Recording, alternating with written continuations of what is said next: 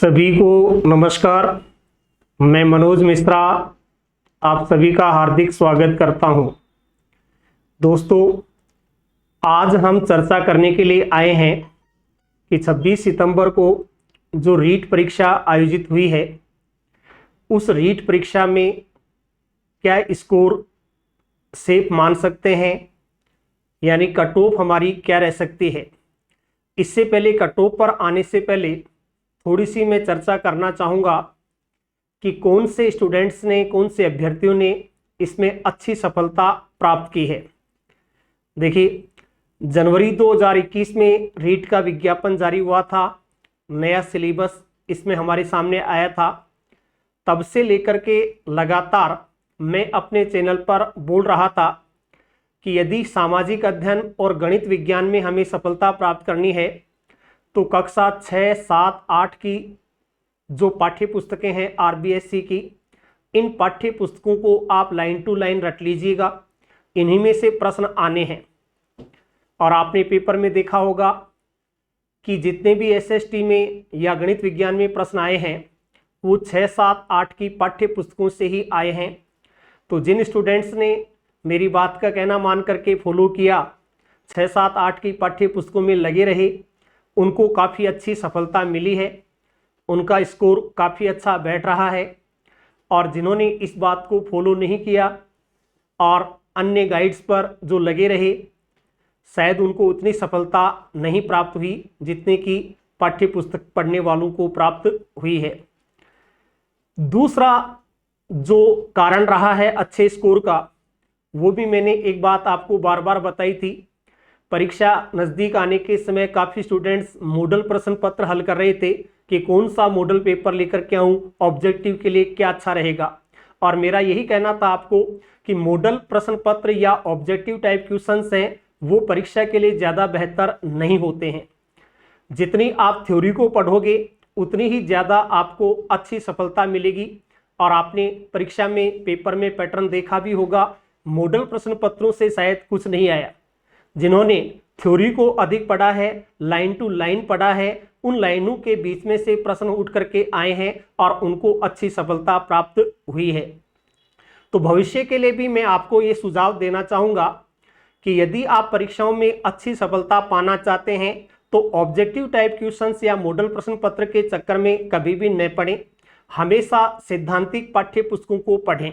Syllabus के अनुसार जो भी सैद्धांतिक पुस्तकें होती हैं उनका ही बार बार रिवीजन करें। यदि आप मॉडल ऑब्जेक्टिव के चक्कर में पढ़ेंगे तो समय की ही अधिक बर्बादी होती है। इसलिए भविष्य में भी आप ये ध्यान रखें कि सैद्धांतिक पाठ्य पुस्तकें चाहे आप 10 बार पढ़ लें, 20 बार पढ़ लें, लेकिन बार बार उन्हीं का रिवीजन करेंगे तो परीक्षाओं में अच्छी सफलता मिलेगी। तो ये अच्छा स्कोर करने वालों का एक मुख्य कारण रहा है। दोनों का जिन्होंने फॉलो किया वो निश्चित रूप से सफल हुए हैं।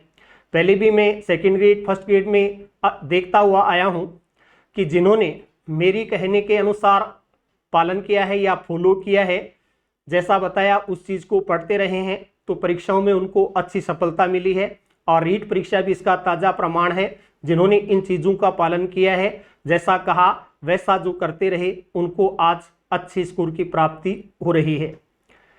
अब कुछ स्टूडेंट्स ऐसे भी हैं जिन्होंने मेहनत की थी लेकिन मेहनत के अनुसार परिणाम उनको प्राप्त नहीं हो रहा है, तो उनको भी निराश होने की आवश्यकता नहीं है। ये कोई रीट परीक्षा अपनी अंतिम परीक्षा नहीं थी, आगे भी और काफ़ी परीक्षाएं आने वाली हैं। तो आपको निराश नहीं होना है, हताशा को छोड़ करके अभी से आगे की प्लानिंग में लग जाना है। जहाँ तक मेरा विश्वास है, नवंबर माह में सेकंड ग्रेड और फर्स्ट ग्रेड दोनों के विज्ञापन आने वाले हैं। फर्स्ट ग्रेड के लिए लगभग 5000 पोस्टों का विज्ञापन आने की संभावना है, तो सेकंड ग्रेड के लिए लगभग 9-10 हज़ार पदों के लिए विज्ञापन आने की संभावना है। तो इन दोनों परीक्षाओं की तैयारी में अभी से आप जुट सकते हैं। अभी हाल ही में आरएस या अन्य प्रतियोगिता परीक्षाओं की जो वैकेंसीज आउट हुई हैं, उनमें आपने देखा होगा कि वैकेंसी आई और तुरंत परीक्षा की घोषणा हो गई। तैयारी के लिए हमें ज़्यादा मौका ही नहीं मिला। तो अब यदि आप वैकेंसी आने के इंतजार में बैठे रहेंगे कि वैकेंसी आने के बाद में मैं तैयारी कर लूँगा, तो फिर आपकी बेहतर तैयारी नहीं हो पाएगी। इसलिए अभी से आप प्लानिंग बना लें और अभी से चाहे सेकंड ग्रेड को टारगेट में ले लें, चाहे फर्स्ट ग्रेड को टारगेट में ले लें, लेकिन अभी से आप अपनी तैयारी में जुट जाएं तो बहुत अच्छा होगा। वैकेंसी आने के बाद में आपको तैयारी का अवसर या तैयारी का टाइम नहीं मिलेगा। बाद में तो केवल रिवीजन का ही टाइम मिल सकता है, आपको तैयारी का टाइम बिल्कुल भी प्राप्त नहीं होगा। इसलिए आप अभी से, आज से ही अपने मन में ये विचार कर लें कि मुझे अब सेकंड ग्रेड में लगना है या फर्स्ट ग्रेड में लगना है। दोनों में से कोई एक टारगेट बना लें और उसमें अपना भरपूर जो समय दे सकते हैं वो देने लग जाएं। हिंदी और संस्कृत के विद्यार्थियों के लिए मैं 4 अक्टूबर से नए बैच शुरू करने जा रहा हूं। सभी बैचेज सीकर में ऑफलाइन रहेंगे, ऑनलाइन कोई बैच नहीं होगा। तो यदि आप हिंदी और संस्कृत विषय की तैयारी करना चाहते हैं तो मेरे साथ सीकर में आकर के जुड़ सकते हैं। वहां आपको तैयारी का अच्छा अवसर, अच्छा प्लेटफॉर्म उपलब्ध होगा। वीकली टेस्ट भी आयोजित होते रहेंगे, लेकिन घर से तैयार होकर के आएँ तो कम से कम 6 महीने के लिए तैयार होकर के आएँ, क्योंकि एक कोर्स में जो समय लगता है मेरे पास में वो कम से कम 6 महीने का समय होगा। 6 महीने अगर आप लगातार जुड़ करके तैयारी करेंगे तो निश्चित रूप से आप बेहतर पाएंगे, अपने आप को बेहतर स्थिति में प्राप्त करेंगे। नवंबर में यदि विज्ञापन जारी होता है तो उसकी परीक्षा कब तक हो सकती है? तो परीक्षा ज़्यादा संभावना जो मुझे लग रही है वो जून या जुलाई 2022 में होने की संभावना लग रही है। तो नवंबर में यदि आप विज्ञापन देखेंगे, जून जुलाई में परीक्षा हो जाएगी। इस हिसाब से 7-8 महीने का समय अभी अपने पास में बचा है, तो आप इस समय को उपयोग में ले लीजिएगा और अपने भविष्य को उज्जवल बनाने के लिए तैयार हो जाएं। अब हम अपने मूल विषय पर आते हैं कि रीट 2021 की जो परीक्षा हुई है उसमें संभावित कट ऑफ क्या रह सकती है, अपना क्या टारगेट है, कितना स्कोर है जो सेफ माना जा सकता है। रीट 2000 की संभावित कट ऑफ को जानने से पहले हम 2018 की जो कट ऑफ रही थी उस 2018 की कट ऑफ के ऊपर चर्चा करते हैं पहले कि 2018 में क्या कट ऑफ रही है। 2018 की अंतिम जो वेटिंग लिस्ट आ चुकी है, उस अंतिम वेटिंग लिस्ट आने के बाद में अगर देखें तो कौन से सब्जेक्ट में क्या कट ऑफ रही उसके ऊपर थोड़ा देखा जाए। सबसे पहले एसएसटी सामाजिक विषय में क्या कट ऑफ रही है 2018 के अनुसार। अगर हम जनरल कैटेगरी की बात करें तो जनरल में 72.90 है, ये कट ऑफ छूटी है 2018 में। यदि हम ओबीसी की बात करें तो ओबीसी में 72.85 कट ऑफ रहा था। एससी कैटेगरी में 69.99 अर्थात 70 के लगभग है, वो कट ऑफ रहा है। एसटी कैटेगरी में 68.62 रहा, तो एमबीसी एसबीसी में 72.83 एसएसटी सब्जेक्ट का कट ऑफ रहा है। अब इस एसएसटी में जो कट ऑफ निर्धारित किया गया है उसका जो वेटेज देखें तो 2018 में रीट के लिए 70% वेटेज रखा गया था और बीए ग्रेजुएशन के लिए 30% वेटेज रखा गया था। उन दोनों को जोड़ करके फिर अपनी एक कट ऑफ जारी हुई थी। लेकिन अब जो 2021 में अपनी कट ऑफ आने की संभावना है वो क्या रह सकती है एसएसटी विषय के लिए। चलिए एसएसटी वाले पहले तैयार हो जाएं, क्या कट ऑफ हो सकती है देखिएगा। 2021 में जो कट ऑफ का फार्मूला रखा गया है, रीट के प्राप्तांक होंगे उनका 90% वेटेज लिया जाएगा और ग्रेजुएशन के जो प्राप्तांक हैं उनका 10% वेटेज लिया जाएगा। इन दोनों के आधार पर अपनी मेरिट का निर्धारण होगा। अब ये वेटेज हमें कैसे निकालना है, किस प्रकार से निकालना है, इसको देखें। टोटल परसेंटेज कैसे आप बना सकते हैं, इसका ये फॉर्मूला होगा कि रीट परीक्षा में 150 में से 150 में से आपके कितने अंक आ रहे हैं। जितने भी अंक अपने पास में आ रहे हैं उन अंकों को हमें 3/5 से मल्टीप्लाई करना होगा। जितने भी अंक आए हैं उनको 3/5 से हम गुणा कर देंगे तो वो रीट का परसेंटेज अपने सामने आ जाएगा। जैसे मान लीजिए किसी के 125 अंक रीट में आ रहे हैं 150 में से, तो 125 को 3/5 से हम गुणा करेंगे तो कितना होगा। यहां देखें तो 125 में 5 का भाग देते हैं तो 25, और 25 को 3 से गुणा करेंगे तो 75% अंक हो जाते हैं। 90% का आधार माने तो 125 अंक जिसके रीट में आ रहे हैं उसका वेटेज 75% हो गया है। फिर आधार देखें कि ग्रेजुएशन में मान लीजिए 60% अंक है, तो ग्रेजुएशन में जितने भी अंक हैं उनमें 10 का भाग देना है, वही आपका प्रतिशत होगा। 60% में 10 का भाग दें तो 6% 6 अंक हो जाते हैं, और 75 में अपन 6 और जोड़ देंगे तो ये 81% है, वो अपने सामने हो जाएगा। टोटल अपने प्रतिशत माने जाएंगे वो 81 के लगभग माने जाएंगे। तो ये फॉर्मूला आधार मान करके आपको अपना वेटेज निर्धारित करना कि मेरे कितने प्रतिशत अंक आ रहे हैं। रीट में जो अंक हैं उनको 3/5 से गुणा करना है, और बीए में ग्रेजुएशन में जो अंक हैं उनमें केवल 10 का भाग देना है। दोनों को आपस में जोड़ देना है, जो संख्या आएगी वही आपका अंतिम प्रतिशत अंक होगा। अब देखिए इस आधार पर अब संभावित कट ऑफ क्या रह सकती है। पहले एसएसटी की बात की जाए। जनरल कैटेगरी में 81% आने की संभावना है। जनरल कैटेगरी जो है उसमें संभावना है 81% है, वो अपने आप को सुरक्षित मान सकता है। और 81 का फार्मूला अभी मैंने आपको बताया था कि जिसके रीट में 125 अंक आ रहे हैं और ग्रेजुएशन में जिसके 60% अंक हैं उसका दोनों का जोड़ करके देखें तो 81% हो जाता है। तो जो इस कैटेगरी में आ रहा है 125 अंक रीट में और 60% है, वो जो है वो आपके ग्रेजुएशन में है, तो निश्चित रूप से आप सफलता की ओर हैं और आपका सिलेक्शन निश्चित माना जा सकता है। तो जनरल कैटेगरी में 81% वाला निश्चित रूप से सफलता की ओर जा रहा है। ओबीसी की बात करें कि ओबीसी में क्या रह सकता है, तो देखिए ओबीसी के अंतर्गत अपन चलते हैं तो इसमें 1% कम आ सकता है। 80% तक जो अंक आ रहे हैं वो अपने आप को सुरक्षित मान सकता है। एससी कैटेगरी में 75% जिसके बन रहे हों इस फॉर्मूले से वो अपने आप को सुरक्षित मान सकता है। एसटी कैटेगरी में 74% वाला अपने आप को सुरक्षित माने, तो एमबीसी में 78% वाला है वो अपने आप को सुरक्षित मान सकता है। ये स्थिति है general category 81%, OBC 80%, SC 75%, ST में 74% और एमबीसी में 78% वाला जो है वो सफलता की ओर जा रहा है।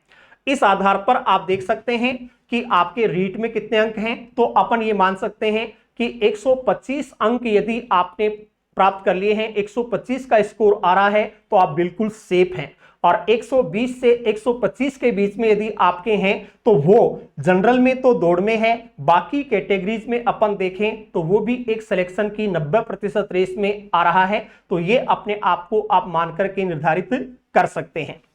अब चलते हैं अपन अन्य विषयों के ऊपर। देखिए ये जो फॉर्मूला मैंने आपको बताया है वो केवल एसएसटी के लिए ही लागू नहीं है, ये एसएसटी के साथ साथ अपने अन्य जो 2 विषयों की बात करें, अन्य 2 विषय और कौन कौन से हो सकते हैं उन 2 विषयों की अपन बात करें।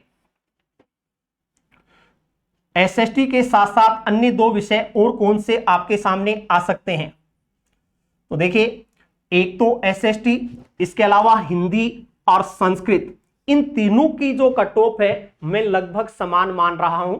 इनमें एक जैसा ही कट ऑफ रहने की संभावना है, क्योंकि ये तीनों बीए के अंतर्गत आने वाले स्टूडेंट्स हैं। किसी के एसएसटी भी बन रहा है तो किसी के हिंदी भी बन रहा है, किसी के संस्कृत भी बन रहा है। तो इनमें लगभग जो ऊपर सामाजिक में बताई गई है वही कट ऑफ हिंदी और संस्कृत में भी रहने की संभावना है। इस आधार पर तीनों विषय वाले अपना निर्धारण कर सकते हैं। लेकिन जो अंग्रेजी विषय वाले हैं, अंग्रेजी विषय की स्थिति देखें तो क्या रहेगी। अंग्रेजी में चलते हैं तो इसमें पदों का वर्गीकरण है वो थोड़ा सा उनके प्लस में आ रहा है।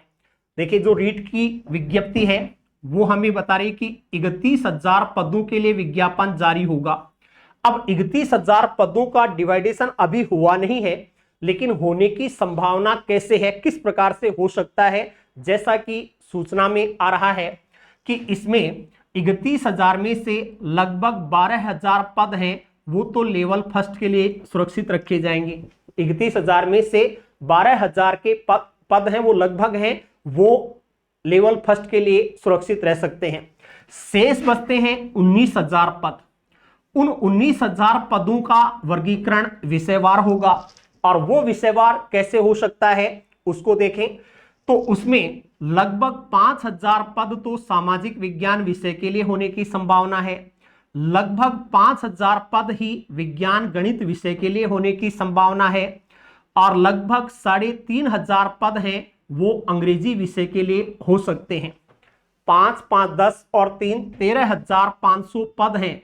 ये 13,500 पद तो इन 3 विषयों के लिए चले जाएंगे। बीच में जो बचेंगे 5,500 पद वो भाषाओं में अन्य में वर्गीकृत होंगे, हिंदी, संस्कृत, इसके अलावा और जो भाषाएं बचती हैं उनके लिए हैं। मैं हिंदी संस्कृत में संभावित मानता हूं कि लगभग 1500 पद हैं वो दोनों भाषाओं के लिए रह सकते हैं, इन पदों के लिए भर्ती हो सकती है। तो इस हिसाब से हमें पद मानते हुए इस कैटेगरी का निर्धारित किया गया है कि यदि इतने पद विज्ञापन में आते हैं तो फिर इस हिसाब से अपनी ये कट ऑफ रह सकती है, तो आप इनके अनुसार निर्धारित कर सकते हैं। अंग्रेजी वाले चलें, अंग्रेजी में क्या कट ऑफ अपना रहेगा तो अंग्रेजी में जनरल कैटेगरी 75% तक आ सकती है, ओबीसी 71 तक आ सकती है, एससी 66 तक जा सकती है, एसटी कैटेगरी में 60% तक का सिलेक्शन हो सकता है, तो एमबीसी में 70% तक के बच्चों का सिलेक्शन हो सकता है। ये किस आधार पर निर्धारित किया गया है?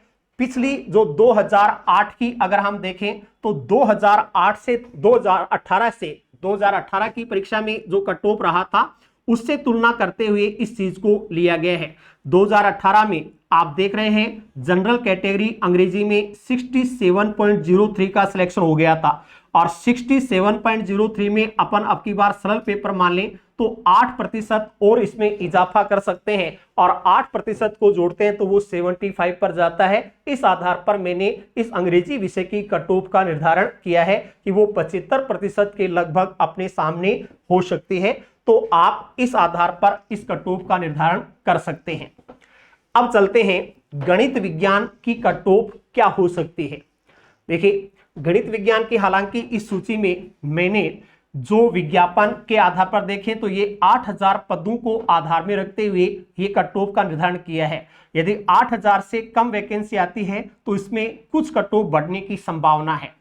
मेरे स्थिति के अनुसार 8,000 पद आने पर ये 79% के लगभग जाने की संभावना है। General category 79, OBC 78, SC 73, ST 72 और एमबीसी के लिए 77% है वो सुरक्षित मान करके चल सकते हैं।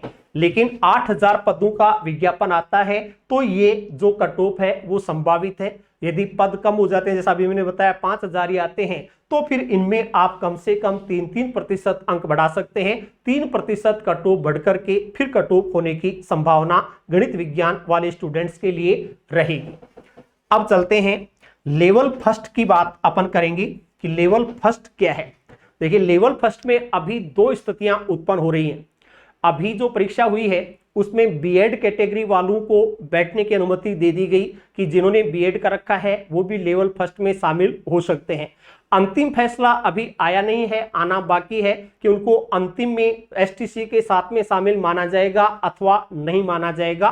तो इन दोनों ही स्थितियों को देख करके कट ऑफ का निर्धारण होगा। मान लीजिए अगर बीएड वाले शामिल रहते हैं, उनको हटाया नहीं जाता है, एसटीसी वालों के साथ में उनको भी वरीयता दी जाती है, तो कट ऑफ थोड़ा हाई जाने की संभावना है। उस स्थिति में जिन्होंने लेवल 2 में गणित विज्ञान विषय लेकर के पेपर दिया था वो लोग अधिक चयन में दौड़ में शामिल हो रहे हैं, उनका लेवल फर्स्ट में अधिक चयन होने की संभावना है। तो यदि बीएड वाले शामिल रहते हैं तब तो क्या कट ऑफ रहेगी और शामिल नहीं रहते हैं तो क्या कट ऑफ रहेगी। तो देखिए अगर बीएड वालों को शामिल नहीं किया जाता है केवल एसटीसी वाले ही लेवल फर्स्ट के लिए पात्र होते हैं, तब हमारी कट ऑफ आपके सामने है। अब वो कट ऑफ क्या रह सकती है, वो देखिए आपके सामने आ रही है। जनरल कैटेगरी 82%, ओबीसी 81%, इसके अलावा एससी 77%, एसटी कैटेगरी में 76%, एमबीसी 80%। ये फॉर्मूला जो है वो लेवल फर्स्ट के ऊपर लागू हो रहा है केवल एसटीसी वालों के लिए। हालांकि इसमें 1% कम होने की भी संभावना है, ज्यादा नहीं जाएगी, इससे 1% कम ही आ सकती है हर कैटेगरी में।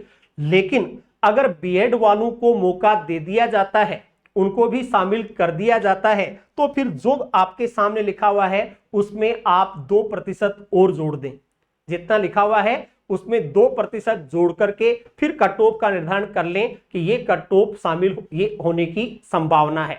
तो ये कैटेगरीज वाइज आपके सामने कट ऑफ का फॉर्मूला और कट ऑफ क्या रह सकती है उसकी स्थिति बताई गई है। हालांकि अभी केवल संभावनाएं हैं, क्योंकि न तो फाइनल जो आंसर की है बोर्ड की वो अभी अपने सामने है, अंतिम अंक भी अपने सामने नहीं है, न पद जो है वो अपने सामने है कि कौन से विषय के कितने पद होंगे।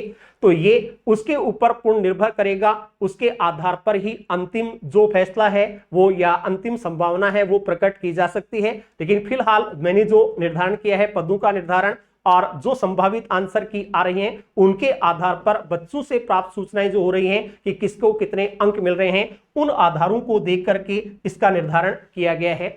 तो अब आप दौड़ में शामिल हैं या नहीं हैं इसको तो छोड़ देना है। जो दौड़ में शामिल हैं उनको भी केवल थर्ड ग्रेड में नहीं रहना, उनको भी आगे जाना है, second grade, first grade, college lecturer जो भी है। तो आप इस परीक्षा को तो अब छोड़ दें कि ये परीक्षा अपनी हो गई है, अब आगे की प्लानिंग पर लग जाएं। जिनका सिलेक्शन हो रहा है जो दौड़ में है वो भी फर्स्ट ग्रेड सेकेंड ग्रेड को प्लान में ले लें और अभी से उसकी तैयारी में लग जाएं। और जो इस दौड़ में आ ही नहीं रहे हैं उनको भी निराश होने की जरूरत नहीं है, क्योंकि अभी भी काफी मौके अपने सामने हैं। दोनों सेकेंड ग्रेड फर्स्ट ग्रेड अपने सामने है, इसके अलावा केंद्र की भी बहुत सारी भर्तियां आती रहती हैं, उनमें भी आपको काफी अच्छे मौके मिल सकते हैं। तो उनको भी निराशा को छोड़ना है, निराशा को छोड़ करके और अपनी आगे की भविष्य की योजना को बनाना है कि भविष्य में मुझे अब क्या करना होगा। तो अभी से आपको ये प्लानिंग बनानी होगी, वैकेंसी का इंतजार नहीं करना है। एक दो दिन आप अपनी हताशा को या एक जो अपनी थकावट है रीढ़ की उसको मिटा लें और फिर अपने आप इस कैटेगरी में लग जाएं। श्राद्ध का जो समय चल रहा है इसको जैसे ही बीत जाता है, नवरात्र शुरू होते हैं, तो नवरात्र में माँ दुर्गा की आराधना करते हुए नई प्लानिंग बनाएं, नए जोश के साथ फिर से मैदान में उतरें। निश्चित रूप से भविष्य में आपको सफलता मिलेगी। धन्यवाद।